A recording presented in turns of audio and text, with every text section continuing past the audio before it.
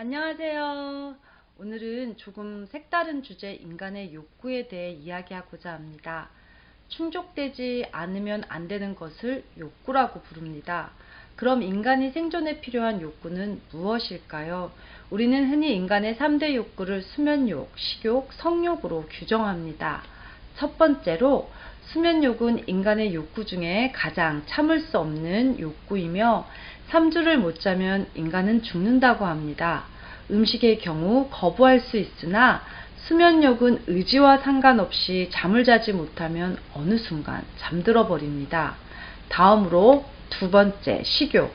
식욕 또한 인간이 태어나고 죽을 때까지 생존과 연결이 되어 있기 때문에 먹지 않으면 생명을 유지할 수 없습니다. 식욕의 경우 배가 고프지 않더라도 시각과 후각에 의해서 음식이 먹고 싶어집니다.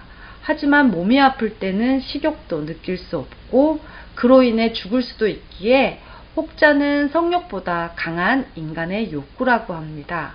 즉, 충분히 잠을 자지 못하거나 먹지 못하면 성욕도 느낄 수가 없다고 합니다. 세 번째인 성욕은 오늘 제가 이야기하고자 하는 주제인데요. 여러분들도 아시다시피 인간의 성욕은 인류의 역사를 통틀어 항상 중요한 역할을 차지하고 있었습니다. 일반 남자들의 성욕부터 알아보겠습니다. 남성의 성욕은 쾌락과 번식욕에 치우쳐져 있습니다. 그렇기 때문에 여성의 어떤 사회적 지위나 경제력보다는 외모의 성적인 욕구가 더 치우쳐져 있습니다. 그렇다면 여성의 성적인 욕구는 무엇일까요?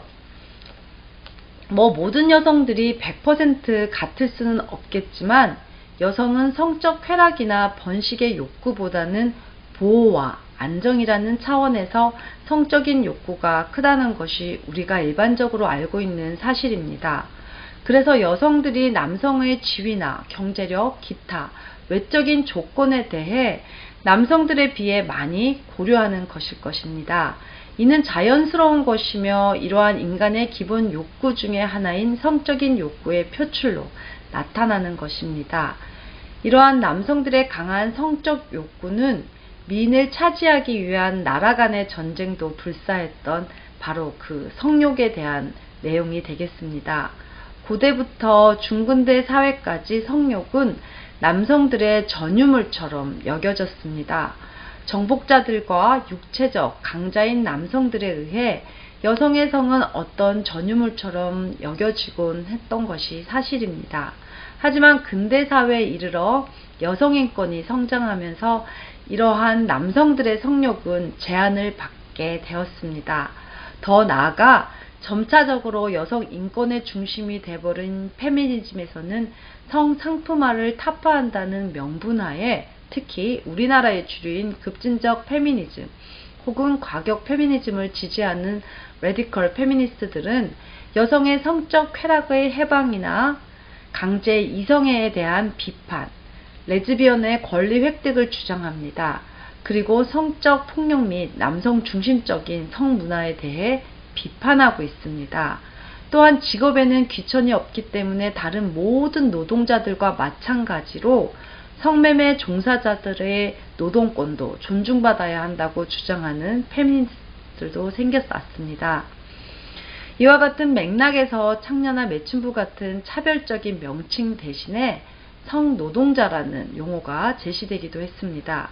하지만 아이러니하게도 성매매가 불법인 우리나라에서는 성을 판매한 여성은 피해자로, 구매한 남성은 가해자로 분류되어 남성의 경우 성적 욕구를 범죄로 규정하고 처벌하고 있습니다. 그런데 말입니다. 한편에서는 여성의 성은 기존 권력자들에게는 여전히 억압받고 있습니다. 다음 사건에서 볼 수 있듯이 김학의 별장 사건, 성접대를 알선하고 클럽 버닝썬의 수익금을 횡령한 혐의를 받는 가수 승리와 유인석 씨가 구속을 면했다는 버닝썬 게이트. 힘있는 자들에게는 항상 우리 여성은 성적으로 유린당하고 있음을 부정할 수 없습니다. 하지만 여성의 성은 앞서 설명드린 바와 같이 약자들에게는 지극히 제한되고 심지어 시선강간이라는 말까지 생겨날 정도로 일반 남성들에게는 아주 엄격한 잣대를 들이대며 처벌의 수위를 높여가고 있습니다. 그러나 이것은 정말 기준이 매우 모호한 개념입니다. 시선 강간을 주장하는 쪽에 따르면 피해자가 그것을 인지하고 수치심을 느꼈느냐 아니냐로 범죄냐 아니냐가 갈리게 되며 너무나도 피해자 중심적이라는 것입니다. 여성들이 짧은 옷을 입고 지나가거나 할 때 성적인 충동을 느끼고 바라보는 남성들이 있을 수 있죠. 그리고 타인의 시선에 대해 불쾌감을 느낄 수도 있습니다. 여성에게 성범죄를 저지르는 파렴치한 나쁜 남성도 있는 것이 사실입니다. 그렇다고 해서 실제 범행에 이르지 않았어도 이를 범행 예비행위로 확대 해석하는 것은 아주 위험합니다. 남성이 쳐다보는 것만으로도 성희롱으로 치부가 되고 예쁘다 라는 말도 조심스럽게 내뱉어야 하는 때가 되었습니다. 심지어 전화번호를 묻는 것조차 초상권 침해라고 하는 여성분들도 등장했습니다. 그 남성분들이 호감형이 아니어서 그럴까요? 이 실험을 보면 같은 사람이지만 어떤 차를 타고 대시를 하느냐에 따라 여성의 반응은 극과 극을 달립니다. 여성은 어떤 행동을 해도 괜찮고 남성은 무엇을 해도 안 된다. 너무 주관적이며 이중잣대로 여성들이 남성을 보는 건 아닌지 의구심이 듭니다. 그리고 동성애도 괜찮다.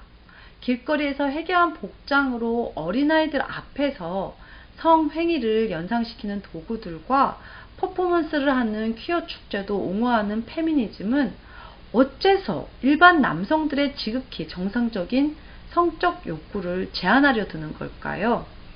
강제로 강간을 하는 것도 아니고 성매매 여성과 돈이라는 대가를 지불하고 성적 욕구를 해소하는 것이 과연 나라에서 관여하여 규제해야 될 문제인지 조금 의구심이 듭니다. 배우자가 있는 사람이 다른 이성과 성행위를 해도 이제는 법으로 처벌받지 않는 시대입니다. 이것을 주장한 사람들도 페미들입니다. 참 아이러니하죠. 돈을 주고 하는 행위만 범죄라고 단정 짓는 이유는 도대체 왜일까요? 여성이라는 이유 하나만으로 이들은 성적으로 어떠한 제한도 받지 않습니다. 페미들은 자기목 결정권이라는 주장으로 탈코르셋이니 더 나아가 내 뱃속에 있는 아이도 나의 사정에 따라 죽일 수도 있다는 낙태 합법화까지 주장했고 이에 호응이라듯 하듯 헌법재판소는 이를 용인해주는 결정을 내렸습니다. 최근 뉴스의 버닝썬 사건의 핵심 인물인 승리가 불구속 수사로 진행된다는 소식을 접했습니다. 하지만 페미들은 조용하네요. 이와 같이 우리나라의 성에 관한 법률은 여성과 힘있는 자에게 너무나도 유리하고 관대한 장치로 되어 있습니다. 반면에 일반 남성들에게는 엄격한 법의 잣대로 그들의 강한 성적 욕구를 억누르려 하지만 이는 곧 풍선 효과로 이어져 유사성 행위업소나 기타 더욱더 불법적이고 통제가 어려운 쪽으로 발전해 나가고 있습니다.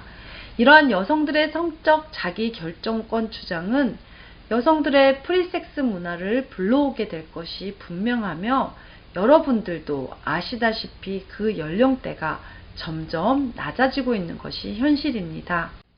올해 셋째 주 월요일이 되면 성년의 날이 되죠. 성년이 된다는 것은 만 19세가 된 젊은이들에게 성인으로서의 책임감을 일깨워 주려는 목적으로 지정되었음에도 불구하고 성의 의미를 올바르게 인식하지 못하고 성의 자유만을 고집하고 본래의 의미와는 사뭇 다른 의미로 변질되어 가는 것 같습니다. 결론입니다. 과연 페미니즘이 지향하고자 하는 방향이 무엇일까요? 어째서 김정은의 성놀이개인 기쁨조 여성들의 인권에는 침묵하는 것일까요? 수많은 여성들이 자의로 돈벌이 수단으로 권력자의 곁에 붙어 몸을 팔고 있는 것에 대한 경종을 울리지 않는 걸까요? 진정한 페미니스트라면 이런 권력에 억압받는 여성들을 돕고 성을 무기로 권력과 물질을 탐하려는 이러한 여성들의 정신을 일깨우는데 더욱 집중해야 하지 않을까 하는 생각이 듭니다. 그렇지 않고서는 이 사회는 결코 변하지 않을 것입니다. 라이언킨즈의 연은이었습니다. 좋아요, 구독 잊지 마시고 좋은 주말 되세요.